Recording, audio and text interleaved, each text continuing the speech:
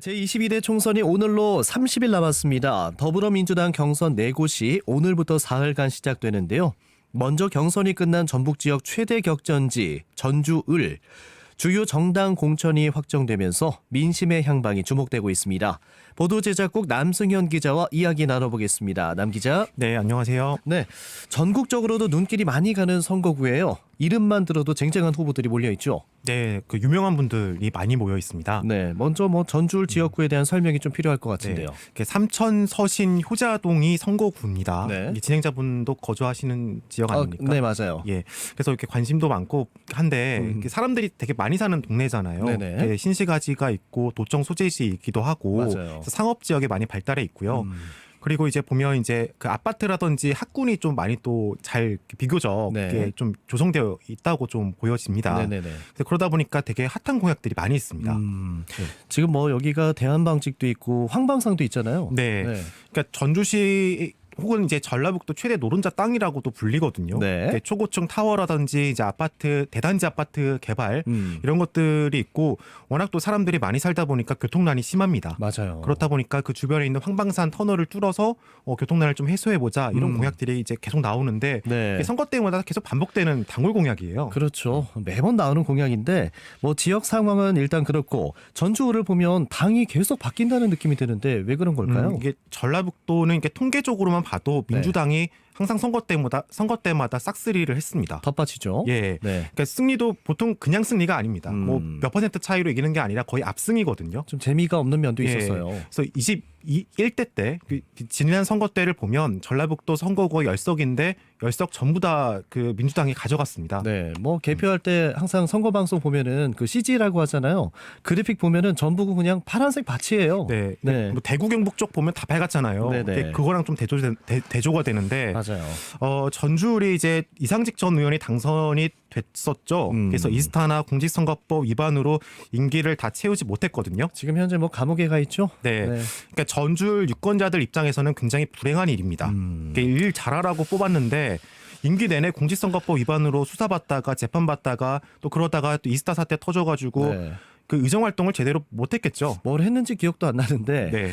작년에 보궐선거 재선거로 심판을 받았잖아요. 네. 그러니까 민주당은 사고 지역이기 때문에 후보를 내지 않았습니다. 맞아요. 그래서 이제 무소속 후보들이 대거 나왔고요.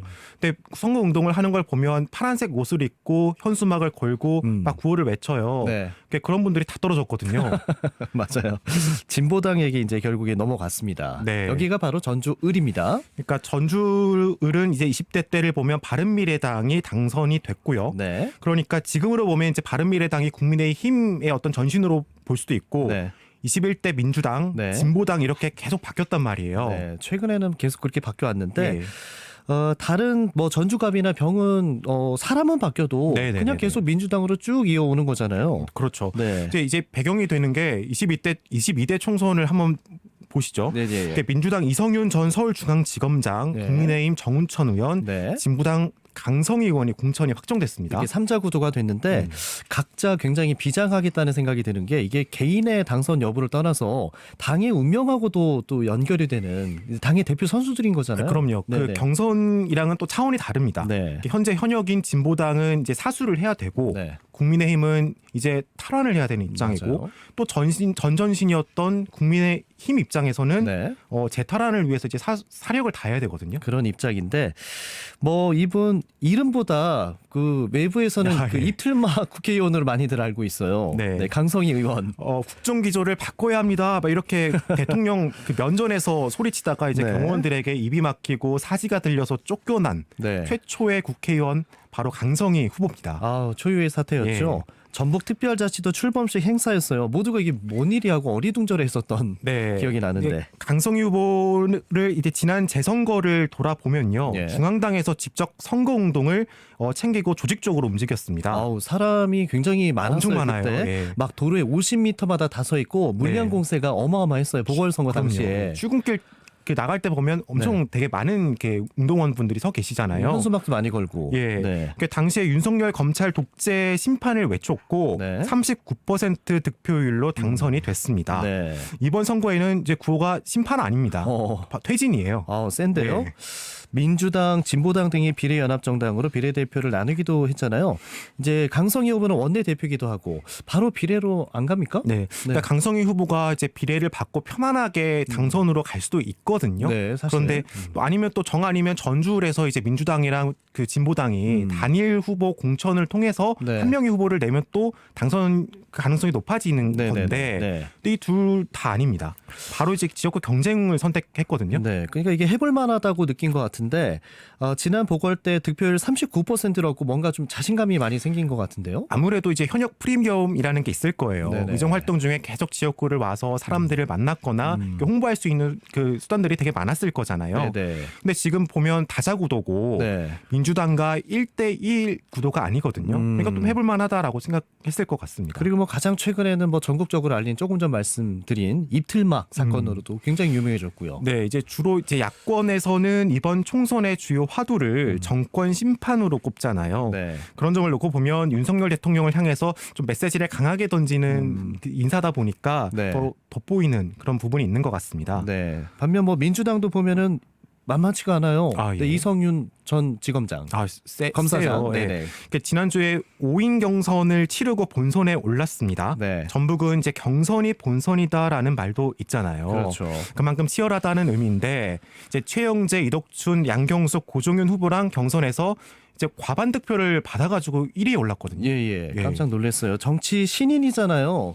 근데 지역 민심을 차근차근 밟아본 후보들을 그냥 꺾은 거예요. 네. 네. 이제 본격적으로 전주를 출마를 공식화한 게 지난달 23일입니다. 네. 한 달도 안 됐고 네. 전주에서 이제 경선은 지난주였으니까 네. 거의 한 열흘쯤. 네. 그러니까 아까 소개했던 후보들이 뭐 그렇다고 갑자기 선거운동 하신 분들이 아니라 예, 몇 예. 년씩 그 지역구를 기반을 다지신 분들이거든요. 예, 지난주 인터뷰할 때도 급하게 이제 경선 통과가 이제 확정이 되느라 집도 이제 겨우 구해서 네. 등록을 했다 네. 정도로 굉장히 급하게 지금 준비가 됐는데 이 승리할 수 있었던 비결이라고 할까요? 그게 뭡니까? 우선 검사 출신이고 네. 윤석열 대통령의 사법연수원 동기입니다. 그러니까 굉장히 가까웠다는 의미죠. 네. 특히 이제 윤석열 검찰에 대한 문제점을 잘 알고 이 부분에 대한 개혁 의지가 강하다 이런 점이 좀 어필이 돼서 민주당 영입 인재로 발탁이 됐습니다. 네, 뭐 서사가 좋아 보이는데 고창 출신이에요. 고등학교는 전주고를 나왔고요. 네, 전주고 출신으로 이제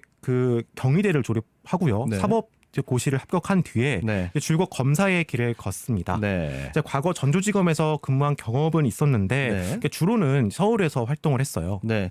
그 워딩이 굉장히 세더라고요. 이분은 네네네. 윤석열 사단을 그 전두환 하나회랑 비교를 했어요. 아, 네네. 네. 그러니까 그 발언으로 바로 이제 해임까지 됐는데 네. 근데 국회의원은 지역구 관리도 중요하고 네. 이제 중앙 정치에서 자신의 존재감을 발휘하는 것도 분명히 필요합니다. 네. 그런 점에서 이성윤 후보는 윤석열 정권의 저격수로 활약할 가능성이 좀 높아 보이긴 합니다. 네. 인상이 또 점잖잖아요. 근데 좀 쌈딱 느낌도 좀 요즘 나는 것 같더라고요. 그러니까 국회에 가서 하겠다는 게 뭐 이런 거예요. 예. 디올백 수수, 양평 고속도로, 코바나 콘텐츠, 이제 국민 의혹이 있는 사건을 도이치모터스 주가 조작 사건과 묶겠다.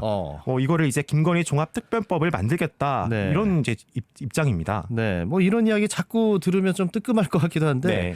국민의힘으로 넘어가 보죠. 우리 정운천 후보.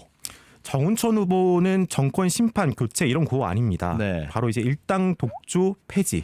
철폐. 철폐. 네. 보수 정당에서 전북 목소리 많이 내고 있거든요, 이분이. 네, 이제 정권 비판보다는 아무래도 전북의 어떤 열악한 상황을 많이 이제 어필하고 있고요. 그래도 이제 정운천 후보는 주로 보수 정권에서 나름 요직을 많이 차지했습니다. 네. 자, 좀 소개 좀 해주시죠. 네. 그러니까 이명박 정부 시절 보면 농림수산식품부 장관을 맡았어요. 네. 그러다가 한나라당 최고위원으로 이제 갑니다. 네. 뭐 MB 때는 호남 출신 인사 진짜 기용 안 했거든요. 네. 고소용 기억납니까? 고소영 뭐죠? 고려대학교 소망교회 영남 출신 인사들을 많이 기용했다라고 해서 고소용이라는 들어봤어요. 그 단어들이 많이 좀 인기가 있었는데 네네. 정운천 후보가 고려대학교 출신입니다. 그래서 이렇게 발탁이 좀 영향을 좀 미치지 않았나 그런 생각이 좀 들기도 하고 네. 이제 이후에는 20대 총선 때 바른미래당으로 전주 의뢰에 당선이 됩니다. 그랬죠. 박근혜 대통령 재임 시절에 이제 등장을 한 건데. 네, 이게 의미가 커요. 네. 이제 보수 정당이 전라북도 지역구에 깃발을 꽂았다. 네. 이게 20년 만이거든요. 20년 만이었군요. 예. 그러면 역사는 돌고 도는 겁니까? 뭐 다시 윤석열 정권이 집권했고 또 총선을 앞두고 있는 상황인데. 이게 정운천 후보의 트레이드 마크가 쌍발통입니다. 네네. 그러니까 쌍발통이라고 하면 바퀴가 이제 잘 굴러가려면 양쪽의 균형을 맞춰야 한다 이런 이제 논리거든요. 네. 그러니까 전북은 민주당이 싹쓸이를 하고 있으니까 예. 균형이 맞지 않고 잘 굴러가지 않는다 이런 이제 구호를 내걸었어요. 네.